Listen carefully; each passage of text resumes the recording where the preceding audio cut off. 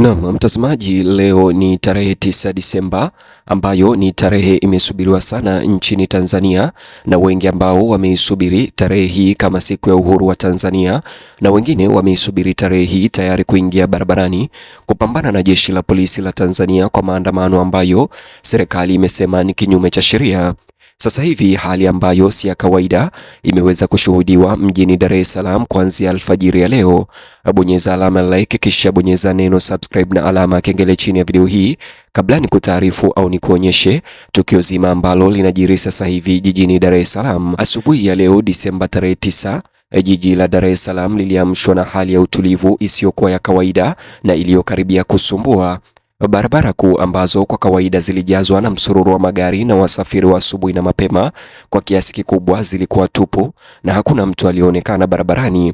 Mitaa ambayo kwa kawaida hupitia msongamano mkubwa wa magari, badala yake iliwekwa alama kwa sehemu ndefu tulivu, huku magari machache tu yakipita mara kwa mara.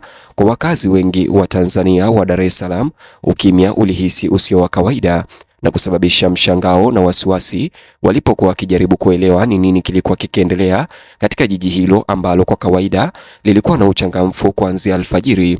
Wakazi waliripoti kuwa idadi kubwa ya watu ilionekana kuwa wamechagua kubaki ndani au majumbani, ama kwa tahadhari au kutokuwa na uhakika juu ya matukio yanayotarajiwa kutokea siku ya leo. Wale walioondoka majumbani mwao walisogea kwa tahadhari kubwa polepole, wakifahamu mvutano uliokuwa ukiendelea leo tangu serikali ilipoonya umma kuhusu maandamano yanayoweza kutokea bila idhini, ambayo yangezua machafuko, na kuwataka watu waweze kubaki majumbani na kusherehekea sikukuu ya uhuru wa Tanzania majumbani mwao.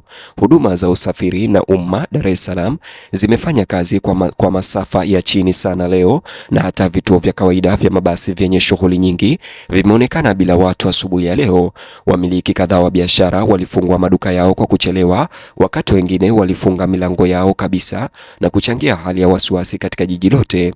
Hali ya utulivu isivyo kawaida ilihusishwa moja kwa moja na hatua za usalama zilizoimarishwa zilizotangazwa na serikali ya Tanzania mapema jana.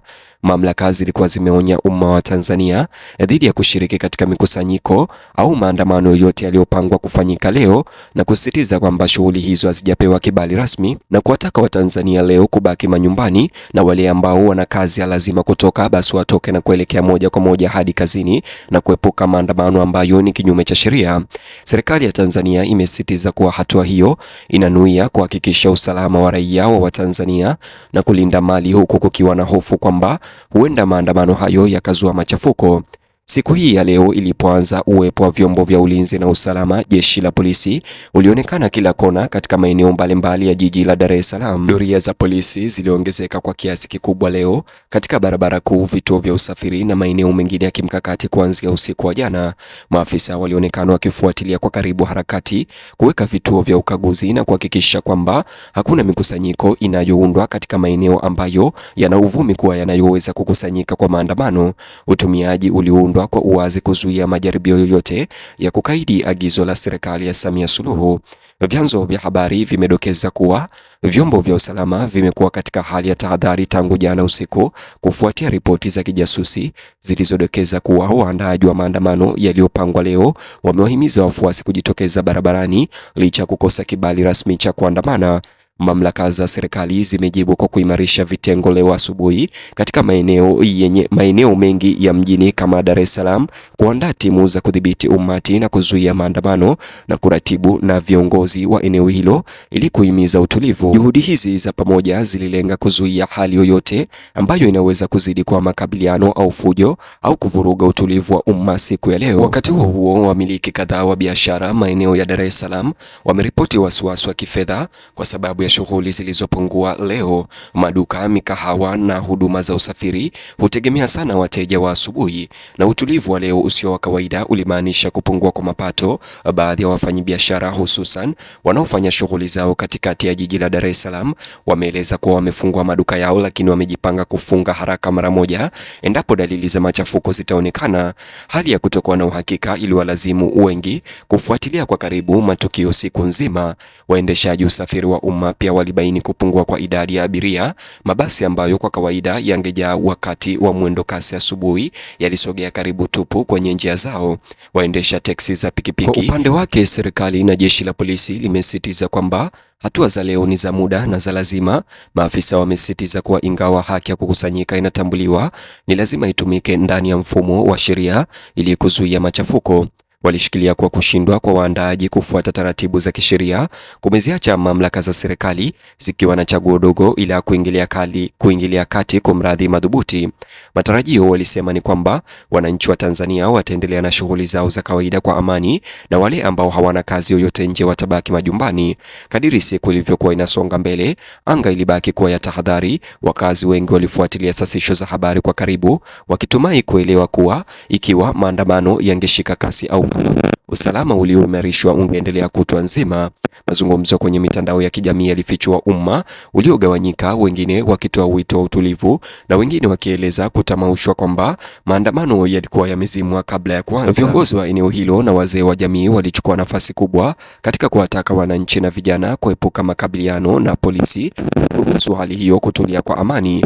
Kuingilia kati kwao kulisaidia kuzuia mikusanyiko katika vitongoji fulani na kuchangia kudumisha utulivu nyakati za asubuhi zenye wasiwasi.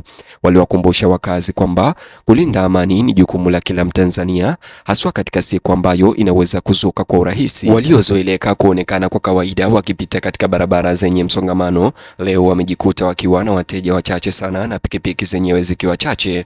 Usumbufu huu umesisitiza kiwango ambacho hofu ya maandamano imeathiri maisha kila siku ya Watanzania. Wachambuzi wa usalama waliona kuwa hatua za haraka na za udhubutu za serikali zilionyesha nia thabiti ya kukatisha uhamasishaji wowote ambao haujaidhinishwa na serikali. Walibainisha kuwa vitendo hivyo vilikuwa vya kawaida katika hali ambapo taarifa za kijasusi zinaonyesha hatari ya machafuko, hasa wakati maandamano ni nyeti ya kisiasa au yana uwezo wa kuvutia umati mkubwa. Wachambuzi hao pia walionya kwamba vizuizi vya muda mrefu kwa mikusanyiko ya watu bila mazungumzo vinaweza kuongeza kutoridhika kwa umma ambao wanataka kuandamana kwa amani. Kufikia sasa hivi tukizungumza, jiji hilo la Dar es Salaam bado walijapata matukio yote makubwa ya machafuko au maandamano, lakini hali ya mvutano iliendelea. Watu waliendelea kusonga mbele kwa uangalifu na kazi zao za kawaida, na wengine walionekana kubaki majumbani wakikwepa maeneo yenye watu wengi na kubaki macho, ikiacha jiji la Dar es Salaam katika hali isiyo ya kawaida ya utulivu na isiyo na watu wengi. Mchanganyiko wa msongamano mdogo wa magari, watu kidogo, shughuli za biashara kidogo na doria za usalama nyingi zilitengeneza mdundo ajabu uliokuwa mbali na mapigo ya kawaida ya Dar es Salaam. Jiji lilikuwa likifanya kazi, lakini chini ya kivuli kinachoonekana kisicho cha kawaida. Mamlaka ziliahidi kudumisha umakini siku nzima na hadi jioni wamewataka wananchi kuendelea kutoa ushirikiano kwa vyombo vya ulinzi na usalama na kutoa taarifa kuhusu mikusanyiko haramu au mienendo inayotilia shaka.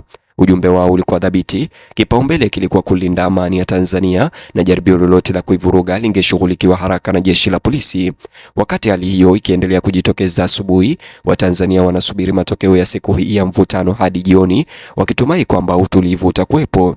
Hakuna vurugu zozote zitakazozuka na jiji hilo kurejea katika msisimko wake wa kawaida mara tu hali ya sintofahamu inayozunguka maandamano yaliyopangwa kuisha. Kwa sasa Dar es Salaam imesalia kwenye ukingo kusawazisha kati ya hali ya kawaida na tahadhari inapopitia siku yenye ukimya na matarajio makubwa.